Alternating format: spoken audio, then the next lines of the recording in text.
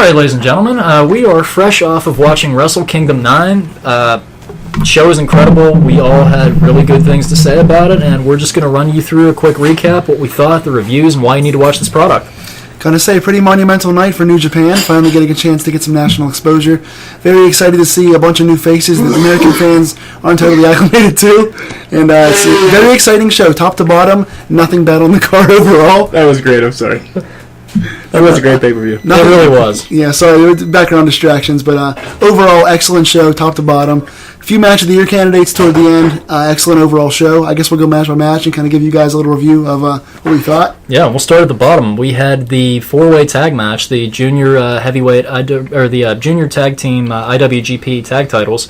We had Red Dragon, Kyle O'Reilly and Bobby Fish versus the Time Splitters, Kushida and Alex Shelley. Also, the Young Bucks and the Forever Hooligans, Alex Kozlov and Rocky Romero. Yes, and honestly, it was kind of the perfect pace setter for the night. It was just putting your show stealers out there to fly around, to get a ton of their spots in, that all know each other, have worked together before in ROH and different companies.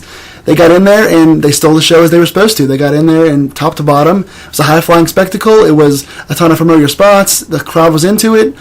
They used a lot of their, the Bully Club stuff for the Young Bucks, and it was very smooth, a very fast-paced, fun opener. It's something you want to hook your crowd with. You want to get your high flyers out there, get the audience excited, let them know you're going to see stuff here that you're not going to see in the main companies. And a pace that you're not used to. We also saw the Young Bucks do their typical thing of inventing new moves on the fly, and it actually ended up working out quite well. There was no botches. It was a very smooth transition.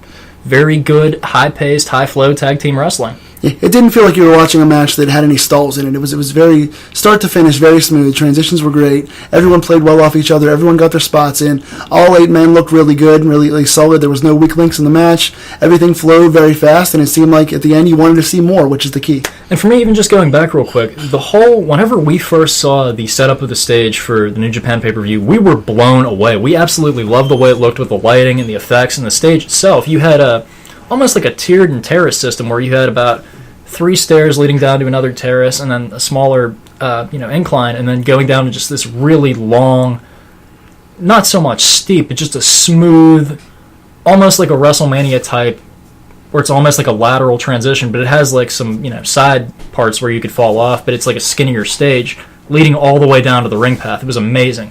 And I know a lot of the mainstream fans that watch WWE currently have problems with the fact that all their sets are very similar. They're raw and very sets crowded, too. They always have the WWE logo, then you have to have the wording for the thing and whatnot. This was much more, it was set back, everything was more flush-mounted, and it just looked so much more open and inviting. Outside of WrestleMania, all their stuff kind of looks very similar, and it doesn't seem like anything stands out or is special, and this was exactly how you build a stage that makes it feel like an important show. When you turn the show on, right away you saw the big, the Platinum HD Titantron sort of thing. You had the stairs and the extra long ramp. It just felt like a major show. It felt like you're watching something special. It stood out. It was different, and it felt like current. It felt cooler than your average wrestling show. I thought it was really good too. Great opener.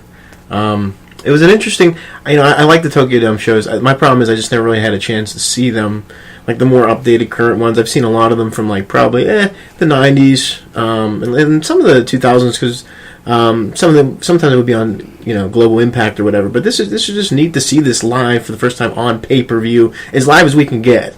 And honestly, aside from the fact that we're just all generally curious about good wrestling in general, I think we honestly have to, in a bizarre way, thank the other companies for, in a way, disappointing us with their product, because we might not have been forced to look to Japan. I'm not even specifically targeting WWE. I'm talking about, Ring of Honor. We want to see the other international stars. We don't just like the guys that they have, because they get rated by WWE all the time.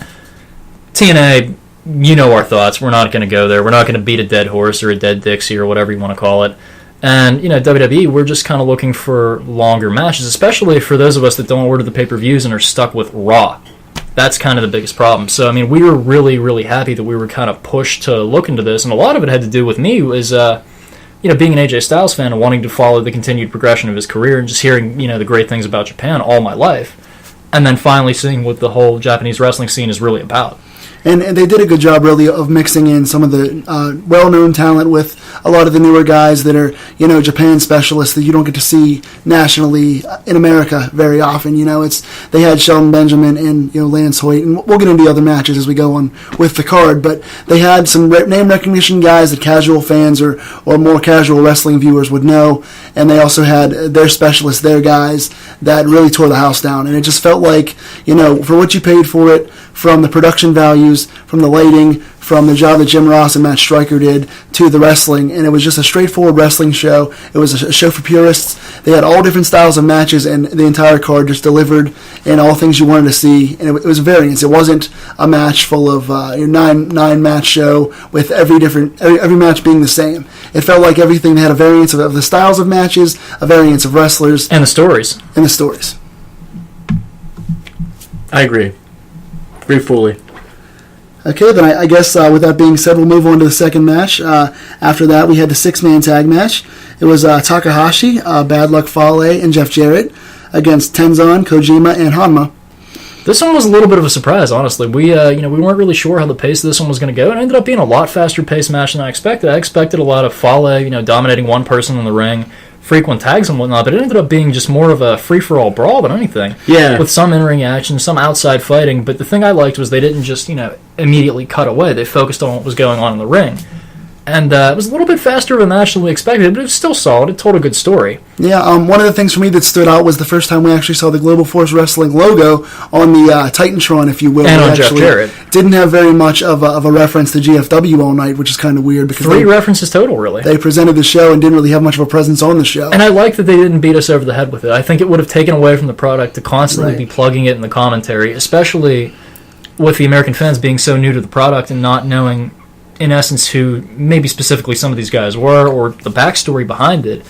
And Jim Ross and Stryker just did an excellent job getting into it and throwing in, the other companies that they might have worked for, in case we needed to familiarize ourselves with that or just their whole background. It was wonderful. Yeah, part of what I enjoyed about the exposure of it to non-educated fans of the Japanese style or product was that Jim Ross and Matt Stryker continually had those references to older things, telling us that the Bullet Club was like the NWO of the past, or comparing the main event guys to the feud between The Rock and Austin, using common, well-known examples to highlight the current product for Japan. So it was a really nice way of ingratiating the newer fans into the product and explaining to those that don't understand who these guys are why this is important, why it's special. Very important to get new viewers involved. For me, this six-man tag was probably the weakest on the show. That's not saying that it was a bad match. I thought just because of the length, honestly. I think it was pretty really quick. It was pretty brawly. But overall, the guys did a pretty good job. Fale didn't really do as much as I was hoping he would do. The way it was booked was surprising as well. I was kind of surprised that Hanma got the pin and that Jeff Jarrett went down, really, honestly, quite easily. It was. And for those of you that are trying to watch this show, for spoilers, I believe Red Dragon took the opening match as well. Yeah, they retained the IWGP Junior Tag Team titles. Just to mention that Red Dragon won the opener, and the Tenzan, Kojima, and Hanma team got the win in the second match. The next thing we had was kind of a shoot fight sort of a deal. It was a knockout or submission only. It was Sakuraba against Minoru Suzuki. And overall, this was very interesting for me. I wasn't quite sure what to expect. When you get a match with specific kind of rules, it really can go one way or the other. And I thought this was really cool. They did a nice job of integrating different kind of submissions. They had a lot of cool strikes. It felt very intense. All the stuff came across looking very real. At one point, I even asked, is this a real fight or a shoot fight? I wasn't quite sure because the guys, facial expressions sold it. It was very intense. They had a lot of innovative submissions, did some cool things in the ropes, some good brawling outside. It was quick and to the point and very solid. Right, it went on just exactly as long as it needed to. The strikes were just vicious. You could actually hear them, but it didn't detract from the quality of the things or whatnot, and it actually fit in with the story. I liked it. Next, we had the Never Openweight Championship with Tomohiro Ishii against Togi Makabe. And this was another one that I mentioned out loud. I said, this is either going to be very good or very bad. And I'm very impressed. I am pleasantly surprised here. I really enjoyed this a lot. It was a solid, stiff-worked match between two heavyweights. They didn't give an inch, and they continued to go each other at a pace faster than we usually see both of these guys go. Because I've watched Makabe in very technical slower paced matches, a title match that he challenged against Okada and whatnot, then this was a radical departure from that, but it still went on about as long.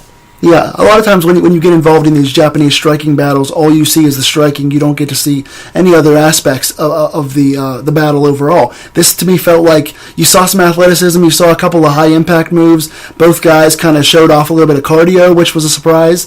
And both guys were more athletic than I'm used to seeing them. I've only seen a little bit of each guy before, but I was very impressed, and I wasn't quite sure how this would come off after the previous fight, but these guys, this was probably one of the most hard-hitting matches I ever saw in my life. They did a couple of spots where they did some double clotheslines and things of that nature where I thought, man, these guys are going to be hurting for the next couple of weeks. Right, and this is one of the matches that I've seen where, for once, it was mutual. Sometimes you'll see a hard-hitting match where it's, one person taking a majority of the punishment or, just being on the receiving end of a few botches. These guys just went at each other, and it was a very, very entertaining affair.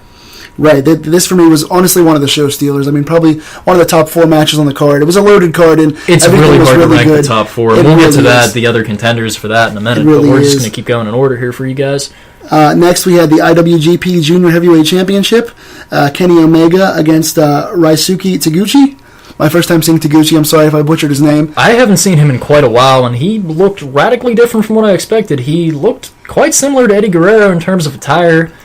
He switched from tights to pants, and he just kind of looked a little bit out of shape, but not in a way that affected his performance. He actually, put up quite a good fight. Kenny Omega had some very innovative moves that I've never even seen anywhere near a wrestling ring. Well, one of the things to me that stood out about this match, which was a very solid match, it was one of the more underrated performances by both guys on the card tonight. But what I really enjoyed about this was Kenny Omega's character. I'm used to seeing Kenny Omega in PWG, where he just kind of comes out and wrestles and does his thing. And he's a very talented guy, but you don't see much depth to the character or performance. This, he came out, he had the very much dyed black, longer hair. He was using a lot of physical gesticulations. He was doing a lot of interacting with the crowd. He was playing a natural heel. He did a really good job playing a character in this match, which a lot of times in pure shows you don't get to see. It reminded me of some of Edge's later work. Edge and kind of Scott Hall as well. He just adopted some of the same mannerisms and just his general appearance. Overall, there were a lot of really fast opening, high-paced cruiserweight style stuff in the beginning of this thing, and then it slowed down and kind of got in a more of a natural pace. But in a power game, yeah. This was really in a lot of innovative spots. I don't want to get individually into breaking down each different spots in the match, but overall, just high impact, a lot of fun to watch, and it seemed like it went by in 2 minutes. Yeah, it didn't seem... The match was actually quite a bit longer than it seemed, but just because of the pace of it and everything, it seemed to go by quite fast. And Kenny Omega actually won the IWGP Junior Heavyweight Championship for the first time, I believe. Wasn't a good night for Bullet Club, but we'll recap that. They had lost the first match. They won this one, so they're 1-1. Speaking of Bullet Club and IWGP title matches, for the IWGP Tag Team Championships, it was Doc Gallows and Carl Anderson against Hiroki Goto and Katsuyori Shibata. And overall, this one, a little underwhelming comparatively. Still a good match. Kind of fast. Yeah, kind of went very quick. And a lot of the things that I felt like weren't the best matches on the card was only because of time constraints. They only had 3 hours. Right, if you gave them more time to develop it and allowed them to wrestle a more physical style, but due to time, you really couldn't. Yeah, there were some good shining moments from Goto here. I thought that Doc Gallows and Carl Anderson worked really well together. I don't care much for either man individually in general. But as a team, the whole are greater than the sum of their parts. Absolutely. As a team, they gel really well. They have a good physical style, and they seem like they're very acclimated to what each other does. I gotta say, Goto's partner got overshadowed a little bit. He didn't get a whole lot of ring time, and it was mostly Goto carrying it, but I believe the other guy ended up getting the pin. Shibata, I believe, did get the pin. I think you're correct.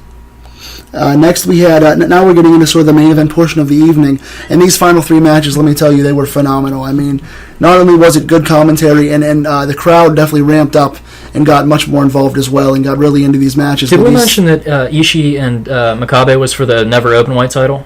I think we might have forgotten to say that. I think I mentioned it in the read-through, I'm pretty sure. If not, it was. Yeah. Stay with us, guys. The next match, rounding out the final 3 matches of the night, which topped each other one by one. It just got better and better as the night went on.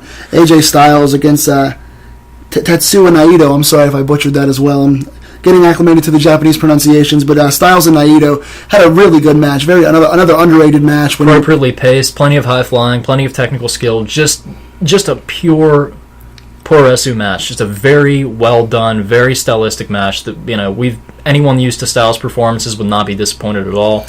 Anyone new to Naito would be completely impressed. I mean, this guy deserves to be in the ring with anybody. He's that good. For me, this totally encompasses what AJ's been like since he's left that other company that doesn't deserve to get mentioned on this podcast. You know what? I gotta say that his push and his new coming into his own as a gimmick and a character really started for me whenever he came back with the Lone Wolf gimmick and started adopting more of a power physical style. He didn't just do all of the crazy high-flying flips. He did them with more of a purpose now, and he adopted a submission game. The Cav Killer is just fantastic. Everything feels more intense. His counters are a lot crisper now. I think his facial expressions and his reactions are getting a lot better. And again, Naito played off just as well. I'm a huge Styles mark myself, so he got some of the focus for me. Knowing him a lot more, being more familiar with him made a difference. But Naito played off him perfectly. He bumped around like a champion, and it was just very good. Two guys that I think really play off each other well. And this is my first Naito match that I'd ever personally seen, and I was completely floored by his performance. He's well up there. No, Naito absolutely was one of the show stealers of this night. We have to say, honestly, that the 6 wrestlers in the last 3 single matches were probably the top 6 guys in the company. No disrespect to anyone else, but agreed. Just the way they stepped up their game right now, it's really hard to find anybody better. Then we had, in the final 2, I guess we'll go up to the next match, we had the Intercontinental Championship between Shinsuke Nakamura and Kota Ibushi. And I came into this match been watching a ton of Ibushi highlight reels and things of that nature. And just such a fan of this guy. He kind of reminds me of a Japanese Jack Evans. He can, a little bit bigger, but yeah, absolutely. Same stylistically, able to do just about any athletic thing you can think of. Just very incredible. He can bump his butt off, and he's over with the audience. The audience really cares about the guy. They're very into his performances. He's really good in terms of selling. And they did build up the storyline a little bit. This was actually one of the few that had a backstory where it seemed they'd actually done a little bit the typical kayfabe to set up a feud. We saw Nakamura celebrating after a win, and we had Ibushi hit him with a German suplex while he was celebrating with the title. And a lot of the other matches, we really just kind of got a little bit of a highlight package for each wrestler, not really much of a backstory, but you kind of got the sense that, all right, this is for the IWGP Intercontinental title. Nakamura had claimed that he had cleaned out the division, and this was going to be basically his toughest challenge. And it ended up being every bit of that. We were shocked by the physicality in this one. Another thing that the bigger company should take note on, besides the production and the commentary team, which dwarfs every other company in the game right now, also is that the Intercontinental title actually means something in this company. Most of the big companies right now don't know how to book their secondary championships. They book their champions as losers, and they're just holding on to gatekeepers for the next guys to come over and beat them out. The IC belt actually means something in Japan. And it has a direction. You can kind of tell what the trajectory is going to be. A lot of times the mid-card belts in WWE and TNA, they're just placeholders, really. And they shuffle back and forth. They change the title one night after another, and it means nothing. It dilutes the product. There was actually, the other thing that I liked was some of the older Intercontinental title matches and things that we've seen, they had the intensity that this one does. A lot of the newer ones, if you watch, like Ziggler and The Miz or whatnot, you don't get the sense that there's that much hatred or personal really animosity with the belt being the goal and not just wanting to win the belt but beat your opponent. This time it really hammered it home. Right, and also there was a spot in this match that I have to mention in particular because it got me absolutely marking out like a 5-year-old. I mean, there was a moment where I believe it was Ibushi was on the outside, and Nakamura took him from the apron and German suplexed him, deadlift from the apron on the top rope. I thought Nakamura took that. He kicked out, remember? Okay. Yeah, it was Ibushi on Nakamura. I'm sorry, Ibushi actually grabs Nakamura from the apron. We got to talk about the 8-man tag, too. Remember we missed that? Shelton Benjamin, all those guys? Yeah, we did miss that one. Yeah. The Lance Archer one. We are sorry. Yeah, I just want to remind you. It's not on my listing. I'm so sorry. That's okay. We'll get to that. We'll cover it. There was a moment where sorry, I'm falling apart here. Ibushi took Nakamura from the apron, German suplexed him from almost a spider suplex. Yeah, it was one of the sickest things I ever saw. It was very innovative. The crowd was really into it, and from start to finish, it was one of those things that there was no lagging point. You wanted to see 20 more minutes of these guys. It was excellent. I guess we'll cover the 8-man tag now. For whatever reason, it's not in the listing of the notes that I'm reading from to make sure that I pronounce and get the order correct for you guys to be accurate as a reporter. But I don't have it here. So Shelton Benjamin and the Killer Elite Squad of Lance Archer and Davey Boy Smith and Shelton Benjamin and Takahashi Iizuka, also known as Suzuki Gun, versus Toru Yano, Naomichi Marufuji, and TMDK. Mikey Nichols and Shane Hayes, who honestly we aren't familiar with at all. Are they from Noah, I believe? Nichols and Hayes are Noah guys. They've been doing a lot of Japan touring. I think they've even done a couple things in Chikara. We were pleased with their work, like honestly. We liked what we saw from them. They definitely fit. They're in that whole junior heavyweight to heavyweight weight range, and they did a good, solid performance, especially for a tag team. This is definitely one of those matches where I made the comment where of the 8 men, there was like 6 guys that were very, very good in there, and 2 guys that didn't really do much of very anything. Overshadowed, they were just two guys were just sort of there, being those other guys. Yeah. And so they kind of came across like arguably would have been better as a 6-man. Right. But I mean, Shelton Benjamin got his leap to the top rope spot in and everything, and Lance Archer got some good power moves in. He looks jacked, by the way. He looks in great shape. He put on a lot of positive weight in terms of muscle. He's done a good job bulking up and really building into that monster heel kind of thing. Right, and Archer and Davey and Sheldon have all been vastly underused where they've been before, and they all deserve major contracts in a major place, but they definitely stuck it in those companies' faces tonight. Good performance overall. Who came on top of that match? I believe it was the guys from TMDK and Marufuji guys. and Yano. I just wish it was longer, though. I was a little disappointed that we didn't get to see more, the British Bulldog's son and Shelton Benjamin more, and see what they can really do. I felt like we were kind of rushed through that a lot. Yeah. Right. Also, Marufuji had some good moments, but I would like to see more of him as well. He's one of my favorites from Japan. Absolutely. I think he was almost deserving of a singles match just because it would have showcased his He's abilities. He's got that huge name value, and he's a great worker. But overall, solid match, a little quick. I wish I had more time, but I think it was pretty good, pretty well done for what it was. But being what it was sacrificed for in terms of the last 3 matches, it was worth the losing a little bit on that one. Right.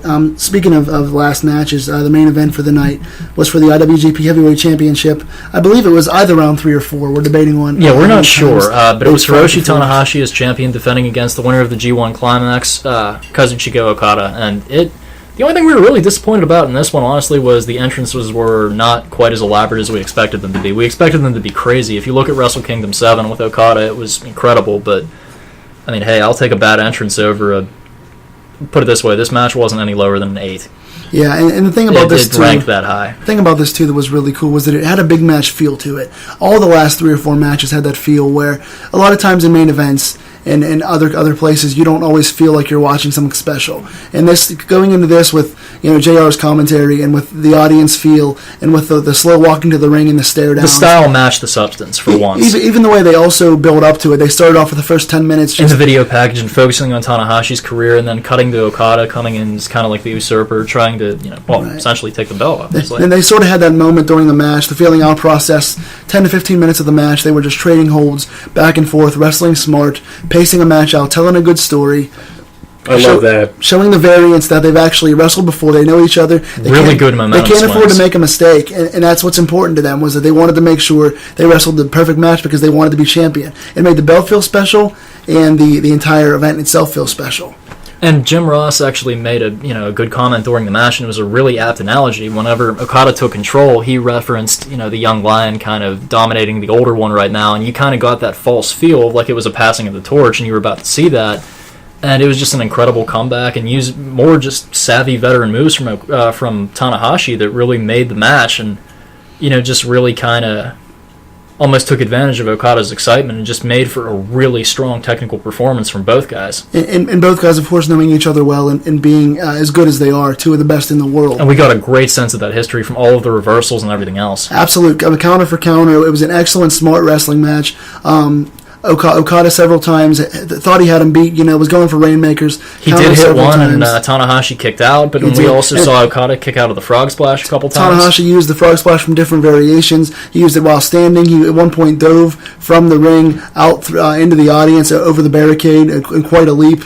They had a point where there was a suplex on the outside on the stage. So there was some brawling in here. There was some high flying. There was high impact. This match had everything. And unlike some of the big guys in the major company like Cena and Orton, these guys actually have chemistry. They have that connection. Put it this way, you guys were sick of Cena and Orton by the 3rd time they wrestled. These guys they could go on indefinitely just because of they keep the intensity up and they get the crowd into it. Cena and Orton, you kind of just got a sense of, okay, let's just end this already. This thing went about 45 minutes, and it could have gone another 45, and I wouldn't have minded. No, we wouldn't have minded at all. It was because they actually did professional wrestling, where you sit there and you take your time through a match and feel each other out. And pick up the intensity. Yes, that's all you need to do, but a lot of times these matches, you don't get that. But I thought it was excellent, done excellent.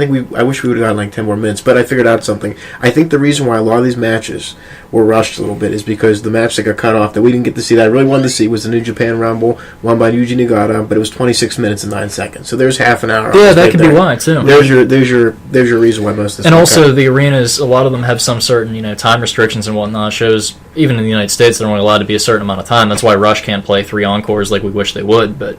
I thought it was an excellent pay-per-view top to bottom. And the thing is, if you're going to wrestling school for any aspect of wrestling, this is one you want to watch. Whether it's for the lighting and for the awesome production that New Japan put forward, whether it's for commentary to listen to Ross and Stryker, the old guard, one of the best of all time, and one of the current best in Stryker, to listen to those two guys, to build a match for the main event that Okada and Tanahashi put forward, this is what you want to watch. How to tell a story, how to build a show, how to represent a title match and make the belts feel important. This from top to bottom was 101, how to put on a wrestling show. The only thing missing from it, and it's not like it needed it, was managers. And really, they've been so devalued in this generation that it wasn't really necessary. I mean, we had Geto there as well. I mean, we kind of saw him, but it was a role of a manager that we'd rather have, because too often we see them get involved in the match and overshadow it.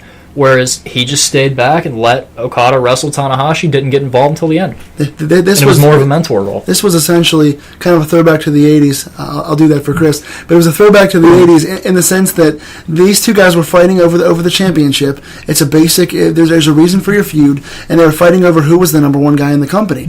Imagine that Marvel concept, two guys wanting to be the best and wanting to be champion and fighting over who the better athlete was. This reminded me a lot of a really fast-paced, not as slowed down Shawn Michaels and Bret Hart. They're early stuff. They're WrestleMania 12, yeah. But it's funny because if you look at it, it's almost like a reversal of it, where Tanahashi's the veteran who wrestles more with a style like Shawn Michaels whenever he was the younger guy actually going after Bret Hart. But Okada is more like the Shawn Michaels character with the Bret Hart school of wrestling, like that kind of more power style and whatnot, and we just got a really, really good contrast of styles.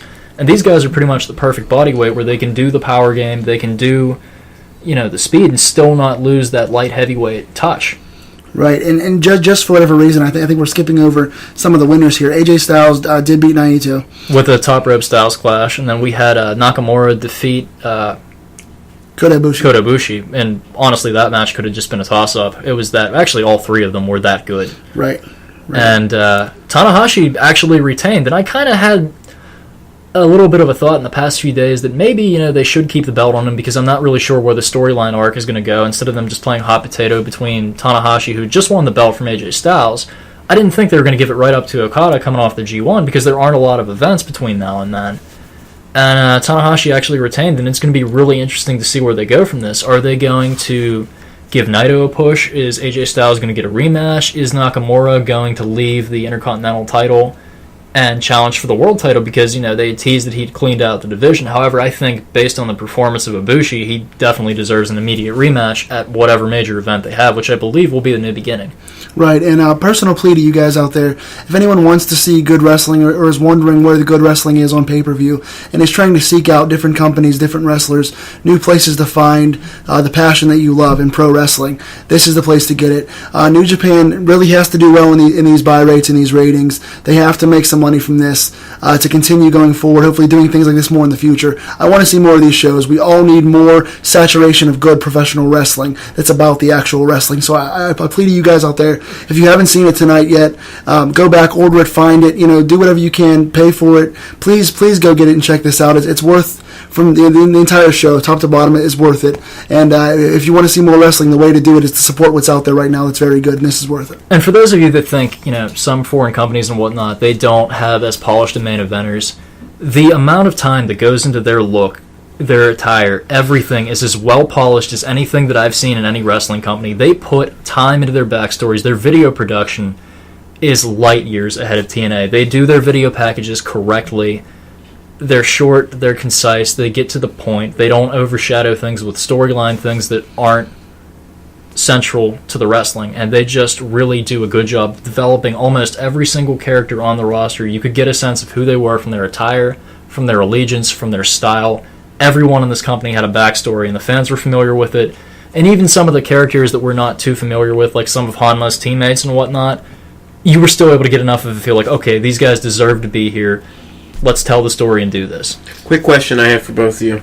Did Jeff Jarrett promote this correctly under the Global Force logo? I think no. But Well, because you would have no idea this was a Global Force affiliated show. There was one mention. we knew in the beginning they said it was GFW Presents, but the thing is... Did they even say that, though? I don't know. Yeah, that was the very beginning. It was in the logo in English. Jeff Jarrett was in there. Also on the title of the thing, it says GFW Presents, New Japan. Okay, I'm glad that was there. I missed that. I must have been getting the pizza. I actually like the fact that it wasn't beaten into our heads, because the people that are going to be watching this are not the casual fans. The people that are going to be watching this are people familiar with Jeff Jarrett, AJ Styles, the people curious about New Japan or that have seen it before, that are going to be going and just loving the fact that it's out here. And it's it didn't have to be promoted by him. He didn't have to drill it into our heads. We all knew that GFW had these partnerships. But did he do a good job television wise, internet wise? I think more internet than television. Well, yeah, absolutely, because TV spots are so expensive and there's so many different networks and whatnot. And let's face it, wrestling is especially this decade, I don't know if I can make this argument correctly or not, but it seems that wrestling this decade is more internet-driven than television, because television restricts your amount of options. It restricts the amount of companies that you're able to see just by the nature of the cable companies not allowing you to have certain networks. And everything now, more so than before, is sort of based around digital content, because the internet has taken the place of all of the dirt sheets and everything else. You get all of your spoilers and everything else online in a more quick and easy, convenient format to access. If you want images of your wrestlers, you can get them from there. Everyone's on Twitter. Everyone's on Facebook. The way the wrestlers are more accessible. You can find out so many more things, and they're plugging the same shows too. So if you're following your favorite guys, and even people from other promotions, The Rock watches other companies. He likes people in TNA. Bully Ray, same thing in WWE. Guys in WWE, they'll shout this out and recognize most of the top guys they have right now, and they can do it without being punished as well. Exactly. Most of the top guys they have right now, and Daniel Bryan and Seth Rollins and Ambrose, they're all indie guys, so they watch all the current indies. A lot of them, if not all of them, have worked in Japan before, so they understand exactly. Even if they worked in Noah or Wrestle 1, they know exactly what this is all about. Right. They know who these guys are. They know they deserve the big spotlight.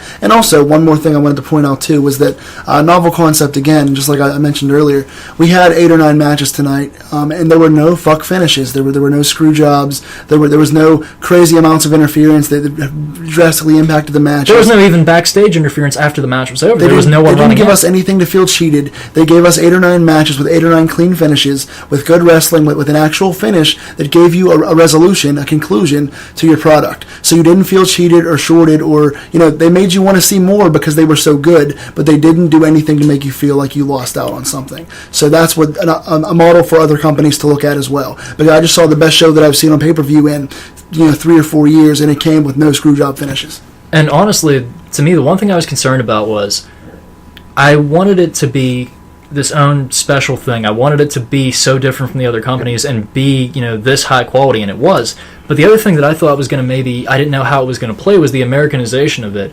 But Jim Ross and Matt Stryker, they struck the perfect balance between the amount of time they alluded to talking about things, because they didn't shortchange the product, but they also didn't go into such depth and detail that somebody new to the product would just lose interest. They did a perfect job explaining things. The only thing that we were a little, kind of on the fence about was the fact that they didn't have a translator for any of the Japanese wrestlers' commentary after the matches and whatnot. Like Tanahashi cut a good 5-10 minute promo, and we have no idea what he said at all. He played the air guitar 3 times, but we don't know what he said. In that one particular case, Matt Stryker did translate it afterward, but it didn't account for what all he could have possibly said. Even in the packages, when you saw people talking, you never got the English translation. Right, so but they did a good job telling the story with imagery. Right. That goes back on Jarrett, though.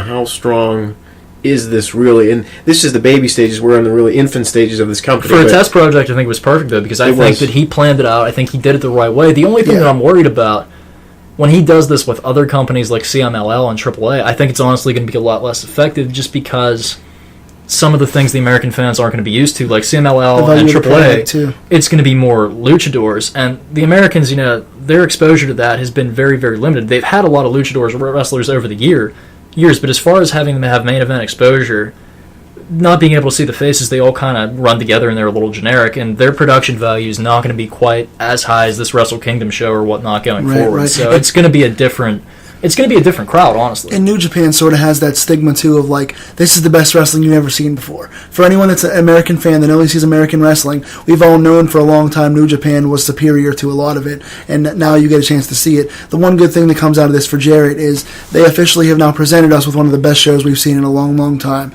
So now this New Japan show, and the success that comes with it, now helps fall partially under Jarrett and gives him good credibility going forward. And to me, they have such a wonderful mix of a roster because it's not all focused on a certain size of guy. You have something for everybody in terms of which style you like. You have the strong style wrestlers, you have the more luchador type guys, you have the technical wrestlers, you have something for everyone.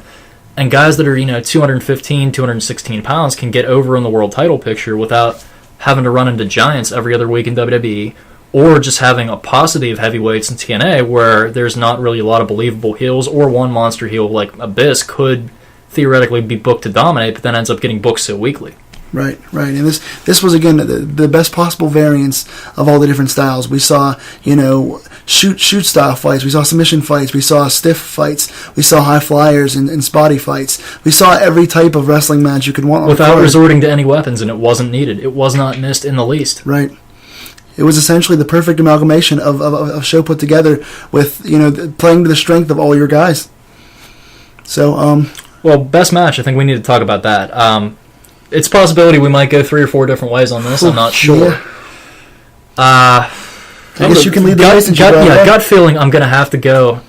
Oddly enough, despite me loving Tanahashi and Okada independently, and AJ Styles and now Naito, I do like Nakamura, but I don't know that much about Ibushi. I have to go with the middle main event just because of the fact that the intensity and the style of everything, it was just a pace and everything that I had never seen before. I think if the Okada and Tanahashi match had went on a little longer, that would have been my favorite. Ditto with the AJ Styles match, but I think just because of the length that we were giving and the sheer amount of what they left in the ring, I have to go with that Intercontinental title match. I myself, I want to give a shout out, even though it's not my pick, to Tomohiro Ishii and Toga Makabe for, again, being a big-time show stealer and probably progressing the most and making the most of a positive impact. If it wasn't such a loaded card, that would have been match of the night, but and a lot of other cards. It would have been, just not this one. As you were laying the groundwork for what you chose for your match of the night, I also had in my head the same exact thing. I'm going with Nakamura and Ibushi as well. I've been a big Ibushi fan for a while, and especially more recently watching more of his recent stuff. But Nakamura, again, also impressed me verily. This was a wonderful back-and-forth match.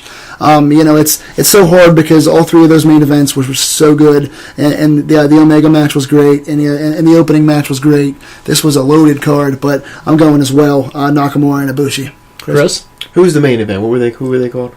Hiroshi Tanahashi is the champion versus Kazuchika Okada, the challenger. That was mine. Just because I like the older school, like, let's take our time, let's not run around and go crazy.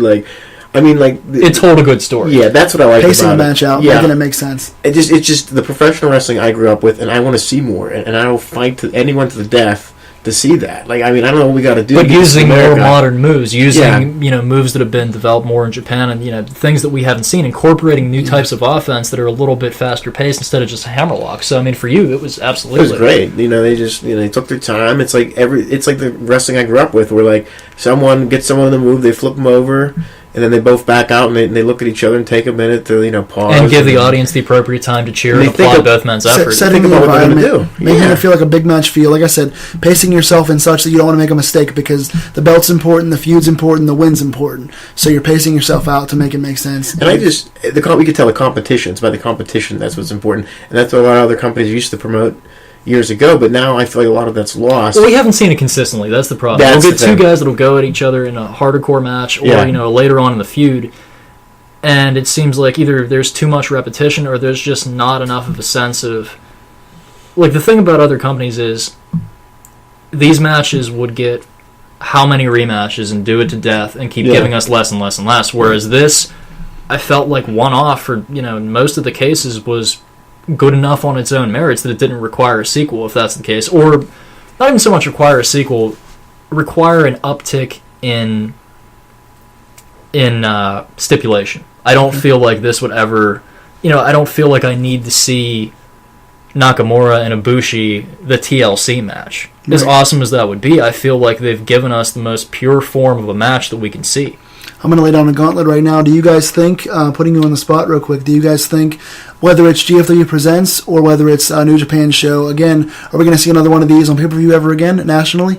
I don't know. We're going to have to see what the buy rates are. I certainly hope so, because I think the only thing I just hope is I hope it's not preaching to the choir. I hope it's not just the expected people that bought this. I hope it expands and reaches a bigger audience. I hope it doesn't just hit the stereotypical It absolutely guys. should. Like, I don't want this to be like a Marvel movie where it's all the fanboys and it doesn't have quite as much of an impact. I want this to be the overarching, larger thing that gets people interested and makes them discover a completely new company. What do you think, Chris? It's tough because I don't think Global Force promoted it enough like they should have. But I think if they're going to be on TV, which they got some kind of deal, I think New Japan's going to come to America regardless, and I think there's going to be there's if it's not this year, it'll be next year sometime. Something will happen. There will be another pay-per-view. And they already get some exposure from ROH fans because they have Okada. They have a lot of these guys work both shows, and they have them do, not Okada, he's not like a main roster person, but the Bucks are. They're in ROH a lot. You have Red Dragon and whatnot, so you have exposure Styles, back and forth between all of that, where you're getting a good majority of the ROH audience and even stealing away some of them because, in my opinion, it's a superior product. If you don't get a full New Japan pay-per-view, you will get a combined pay-per-view, I think. I think you'll get Ring of Honor versus New Japan on pay-per-view, or you'll get somebody else with New Japan on pay-per-view. I think that's the closest you'll get probably this year. And there's going to be certain enclaves that are going to be tougher to reach. Obviously kids, because of the fact they don't speak English, because they don't do the crazy gimmicks and whatnot, they're not going to be as used to it. But I think is tougher, yes. And the biggest thing for a lot of people is going to be the language barrier. Even though there are stars that speak English and whatnot, not having translations for anything they're saying, that would get to a lot of people. But just the pure pace and everything of the wrestling, I think this is a better alternative for TNA fans, for Ring of Honor fans. Stylistically, this even UFC fans can enjoy this. Really, yeah, because you have the shoot fighting, you have Sakuraba, you have a lot of really good elements, and there's just a better sense of drama and storytelling where it's minimalism, but it doesn't cheat you. And for anyone out there that has access TV, I don't have it or know exactly what it is. I'm not sure either. I believe this Friday, the New Japan show kicks off on Access TV. So for those of you that have it, please look it up. Please check it out. Go and find it if you have it. If not, ask your cable company to pick it up.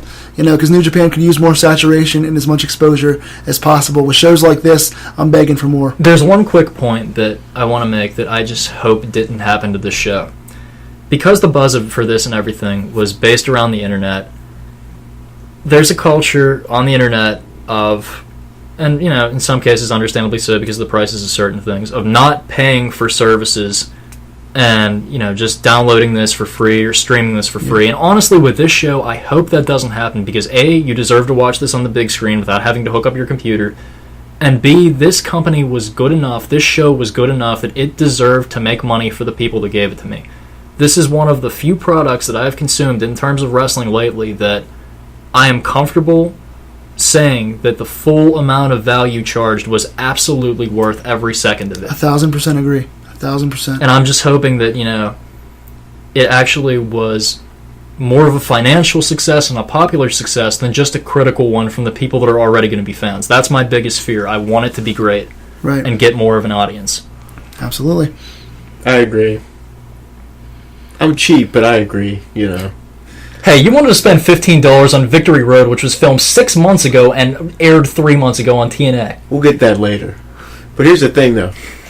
Sorry, I didn't mean to bring TNA into it. Whatever's next, whether it be AAA, South Africa, or whoever else is involved with this, let's hope... I think we're going to see a decline, though, because it's not going to be this I think good. so, but I hope at least we get some of this audience over to the next round, but it's going to be tough. I don't know what they're going to do because you kind of shot yourself in the foot and helped yourself at the same time because this is the best you got, I think. I don't think there's too much after this. So how do you follow up? Honestly, I care more about this helping New Japan than I do about GFW. That's great. Thank you for bringing it to this country. Agreed. But if they're on their own and they can stand well enough, I don't care if the entire pay-per-view is in Japanese. As long as it's going to be in the United States for me to order, I will keep buying it, and I will just do without the English commentary if I have to. I don't care. Until GFW actually gets a roster and gets some dates and performances and things lined up, I'm not going to take them as a serious company. I'm worried about what this did for New Japan in a positive way. Absolutely. Absolutely. Because that's where my heart's invested, with the wrestling competitors, not the promoter. I of course hope that eventually Jarrett's brand gets I off want the him to ground. do well, absolutely. The more wrestling, the better. But at the end of the day, until it gets more seriously formulated in terms of long-term plans, I think New Japan is the one that benefited the most from this, and I'm fine with that. Just real quick, I just want to bring up this point. Comparing this to TNA's attempted exposure with Wrestle 1, this blew the doors off of anything Wrestle 1 attempted to do. Surprise. No offense to TNA, but you did a show with a second or third tier Japanese organization to begin with. No offense to Muda or Sonata, but that's really all you have. And Kai isn't bad either. He's okay.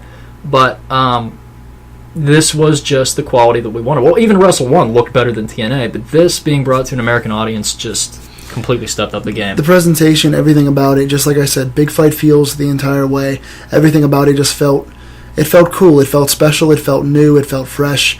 Everything about it was what you want when you order an event and you have your friends over and you have food and you have drinks. This is what you want to experience. The level of entertainment, the wrestling, the characters, the investment in the storylines, and the work from all the guys on the roster. Congratulations, gentlemen. You guys busted ass tonight. And Jason and I were two of the only people here. We had 5 or 6 people here watching it, and you and I were some of the only ones that knew and had familiarity with really 85% of the roster except Styles and whatnot. And everyone enjoyed it. Everybody absolutely. enjoyed Everyone themselves. left satisfied here. Whether you had a level 10 experience or a level 1, you came away with some sort of feeling of compassion and caring for these characters. Matter of fact, Brandon, Phil, and I made the comment that this was the best show and card that we've ever seen. Now, for you, that's a bold statement because you've seen a lot more of, over the years of just every single company, and also some of your, more indie shows and whatnot that have just blown the doors off in terms of performances, maybe without, the amount of storytelling and everything that this one had. But for me, card-wise, there's honestly nothing historically I can think of to top this. Yeah, I mean, that is totally a fair statement. I mean, I know at the end of the event, it's several times. But it made you think about it, too. You weren't prepared to label it right up there. No, it's always hard for me to instantly, as soon as I watch something for the first time right away, say it's one of the best things. And I'm not one of those people either. I'm not a reactionary. Right. So for me to have that kind of reaction to it is shocking. But for as critical as I look at things, yeah. I will say this much. As far as national pay-per-view, this thing blew the doors off anything I've seen in a long time. And I watch a lot of that stuff on the regular basis, so I'm very impressed with the entire company. It ended the night with all of us sitting there clapping and clapping for the main event and for how good the audience was and how good the show was in general. So everyone's happy. It's money well spent, and I encourage all of you to go find it on your cable providers, whatever service provider you have. Please go look it up, search it, find it, because this show is worth every penny you're going to spend on it. And this is a company that even their live events are incredible. The wrestling style is the same. You're not going to get the same arena feel and anything, obviously, because they'll be in a smaller thing, but it's a more intimate setting, and it's just you're still getting the same type of action and the same crowd response and everything, just without some of the pageantry. Right. I think all the American companies need to step it up. I really do. I agree. If we're looking to Japan for, nothing against Japan, but just saying if we have to go this far to get what we want, there's something broken within the system, within these promotions, within even the wrestling. There's something wrong here, and it needs to stop. TNA's to blame. I think Ring of Honor 2 degrees to blame. Lucha Underground just getting started. I haven't watched it, so I can't make a fair analysis on it. But even the indies, it's hard to blame them because they don't have money, but they need everyone on a national or just even almost close to a national exposure needs to step it up. Well, this had a spirit. You could tell this wasn't about buy rates or making money. This was just an example of letting everything stand on its own merits, lay it all on the table, and impress people that way, instead of just the lazy thing of booking Cena against The Rock. Well, I can tell you for certain that being the Twitter entrepreneur that I am, I was just sort of scrolling through some things, but trying to avoid spoilers because the show aired live last night at 4 in the morning or something like that. I saw a bunch of Vince's wrestlers, some Kevin Owens and a bunch of the other indie guys, Sami Zayn and those guys, personally saying, congratulations to so and so, you guys tore the house down. This show was amazing. So a lot of the major companies wrestlers are watching. They're all indie guys as well. Yeah. They came from the indies. They're going to be sticking around. They know they're friends with the guys. They've worked with the guys or in the companies. They were watching, and it's one of those things where, just like the NXT show when Owens debuted and Zayn won the title, the entire wrestling world is put on notice now. Everything just changed. This roster full of guys took a show and hit it out of the park, and 10 out of 10, and now it's time for the rest of the world to follow suit. I agree. You got some competition, guys. Japan is coming. Amen. And even if you don't, I'm content to keep it my own special little thing and keep watching it. And the thing I don't want to happen is ever see any of these guys get pilfered by companies that aren't going to use them right. Absolutely. I'm all for all these guys getting signed and getting major money and doing well, but if you're not going to use them right, let them apply their craft where they belong. I'd rather see them in a major role here than a mid-card role anywhere else because it's cheating them out of their pure talent. Hopefully this time next year we'll see Cesaro going for the world title in Japan. But either way, that's my own personal little dig. But either way, I want to see every wrestler that has the talent that deserves it to get used to the fullest of their ability. Money's great, but if it comes down to burying a guy versus being a world champion, enjoy your craft, ply your craft, do what you do in Japan. Leave these guys there. Let them steal the show and steal our hearts. Thank you, New Japan.